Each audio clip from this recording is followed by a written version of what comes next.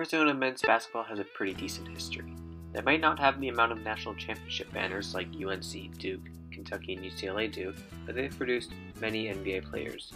Lute Olson led them to relevance, eventually winning a national title in 1997. The Wildcats have been unable to capture that magic since then, coming up short many times. Lute Olson retired after the 2009 season, and the school hired Sean Miller as its next head coach. After reaching the Elite Eight in his second year, the next year they stumbled at the end of the season and found themselves outside of the tournament. Finally, with a strong recruiting class, they were able to obtain a number 1 seed in the NCAA tournament, but their high-scoring offense was still held in check by Wisconsin's defense. They lost to Wisconsin in the Elite Eight again the next year, and in the first round the next year to Wichita. Is this the perfect way to describe Sean Miller? The downfall started next year.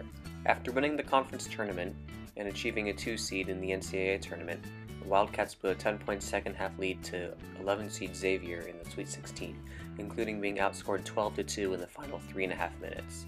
Xavier went on to lose by 24 in the Elite Eight to Gonzaga. After winning the conference again in 2018, the Cats lost by 20 in the first round to Buffalo. And in 2019, when the Pac-12 was down as a whole, they failed to even reach 500 in league play. I've talked about their on-court decline, but I haven't even started on their fans. On a personal level, after harmlessly commenting that Arizona was overrated on a Facebook post, I received backlash from Zona fans, even a personal message claiming I was out of my mind. They lost in the first round a month later. And did you hear that story about a college basketball fan that changed a restaurant's cable plan just so he could watch his team on a business trip? Yep, that was an Arizona fan. And do you know who else is an Arizona basketball fan? That's right, Mr. Underachiever himself, Arte Moreno. He and Sean Miller are a perfect match. I won't get into the whole behind-the-scenes controversy involving Miller and an assistant coach about possibly paying some players, but it's safe to say that it has impacted recruiting. In summary, this program is going nowhere.